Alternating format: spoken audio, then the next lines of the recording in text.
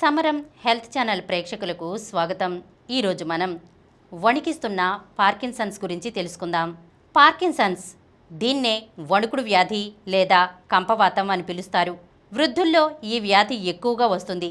సాధారణంగా 60 ఏళ్లు పైబడిన వారిలో చురుకుదనం తగ్గుతుంది, నడక నెమ్మదిస్తుంది, కుర్చీలో నుంచి లేవడము కష్టమవుతుంది, తేలికైన పనులు కూడా చేయలేరు. కొన్నిసార్లు శరీరంలోని ఒకవైపు భాగాలు వణుకుతుంటాయి. ఇలాంటి లక్షణాలను చాలామంది వయసు పైబట్టం వల్ల వస్తుంటాయని భావిస్తుంటారు. కానీ ఇవి పార్కిన్సన్స్ లక్షణాలు కావచ్చు. పార్కిన్సన్స్ అనేది మెదడుకు సంబంధించిన రుగ్మత. ఇటీవల దీని బారిన పడుతున్న వారి సంఖ్య పెరుగుతోంది. రాష్ట్రంలోనూ ఇది చాప కింద నీరులా విస్తరిస్తోంది. శరీరంలో మెదడు చాలా కీలకమైనది. అయితే వయసు పెరిగే కొద్దీ మన మెదడు పనితీరు తగ్గుతుంది. దీనివల్ల జ్ఞాపక శక్తి, ఆలోచన సామర్థ్యం తగ్గుతుంది. ఇలాంటి సమస్యలే పార్కిన్సన్స్కు దారితీస్తాయి. మానవ శరీరంలో వేగస్ అనే నరం పేగులో ప్రారంభమై మెదడు వరకు ఉంటుంది. పార్కిన్సన్స్ సమస్య తొలుత ఈ వేగస్ నరంలోనే మొదలవుతుంది. ప్రారంభంలో ఎలాంటి సమస్య ఉండదు.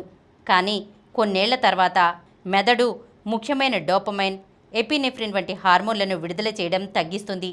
అప్పటి నుంచి పార్కిన్సన్స్ సమస్య మొదలైనట్లే. దీన్ని ముందుగానే గుర్తిస్తే స్టేజ్ 5 వరకు వెళ్లకుండా నయం చేసుకునే అవకాశం ఉంటుంది. నిర్లక్ష్యం చేస్తే మాత్రం ప్రాణాపాయ స్థితి తప్పదు.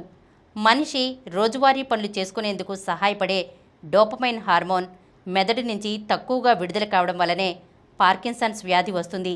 60 ఏళ్లు దాటిన వారిలో ఎక్కువగా ఈ సమస్య కనిపిస్తుంది. పార్కిన్సన్స్ స్త్రీల కంటే పురుషుల్లో ఎక్కువగా వచ్చే అవకాశం ఉంటుంది. కుటుంబంలో ఎవరైనా పార్కిన్సన్స్ బాధితులు ఉంటే ఇతరులకు వచ్చే అవకాశం ఉంటుంది. గాలి కాలుష్యంతో పాటు మనం తినే ఆహారం వల్ల కూడా ఈ వ్యాధి వస్తుంది. ఈ రోజుల్లో వ్యవసాయంలో పురుగుమందుల వాడకం అధికమైంది. ఇలా పండించే ఆహార పదార్థాల్లో విషపూరిత రసాయనాలు అధికంగా ఉంటాయి. అలాంటి ఆహారం తినడం వల్ల కూడా మెదడులో డోపమైన్ రసాయనం ఉత్పత్తి తగ్గి పార్కిన్సన్స్ బారిన పడుతుంటారు. వ్యాధి లక్షణాలు: తల, చేతులు వణకడం పార్కిన్సన్స్ ప్రధాన లక్షణం. వీటితో పాటు శరీరంలో వణుకు, మాట తడబడడం, ఆహారం మింగడంలో ఇబ్బంది, వాసన కోల్పోవడం, నడకలో వేగం తగ్గిపోవడం, కదలికలు నెమ్మదించడం, కండరాలు బిగుసుకుపోవడం వంటి లక్షణాలు కనిపిస్తాయి. మూత్ర సంబంధమైన సమస్యలు, మలబద్ధకం, రక్తపోటులో హెచ్చుతగ్గులతో పాటు కుంగుబాటు, ఆందోళన, నిద్రలేమి వంటి సమస్యలు కూడా కనిపిస్తాయి. ఆరంభ దశలో ఒకవైపు భాగాల్లోనే వణుకు ఉండవచ్చు. వ్యాధి ముదురుతున్న కొద్దీ రెండో వైపు కూడా వణుకు మొదలవుతుంది. శరీరంలో సమన్వయం కొరవడుతుంది, నియంత్రణ తప్పుతుంది. నడుస్తూ నడుస్తూ కింద పడిపోయే ముప్పు పెరుగుతుంది.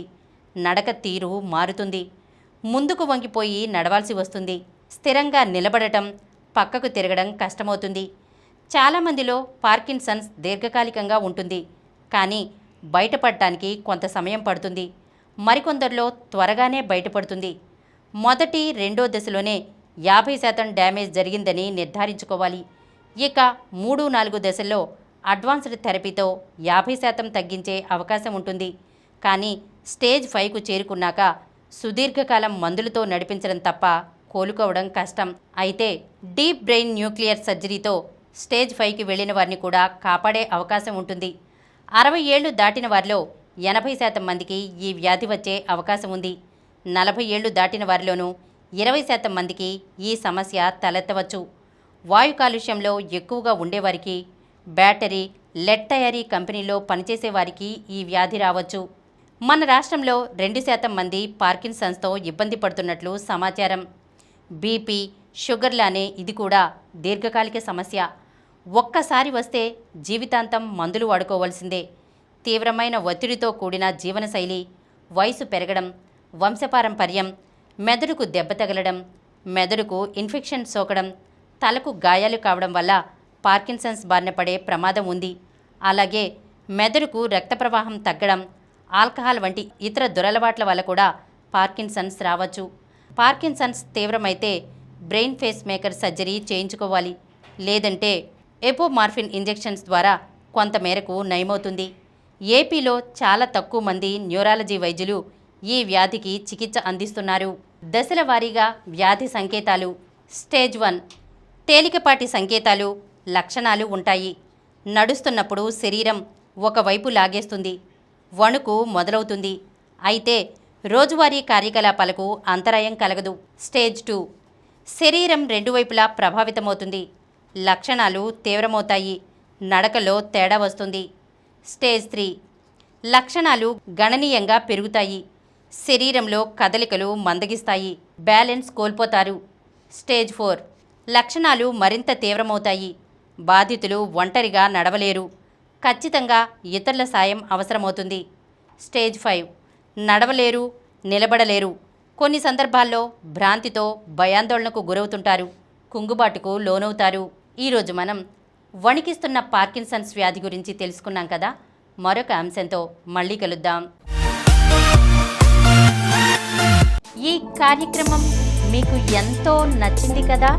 ఇటువంటి మరిన్ని వీడియోల కోసం అనతి కాలంలోనే 20 కోట్లకు పైగా వ్యూస్ సాధించిన సమరం ఛానల్ సమర్పించు సమరం హెల్త్ ఛానల్కు సబ్స్క్రైబ్ చేయండి, లైక్ చేయండి, మీ ఫ్రెండ్స్కి షేర్ చేయండి.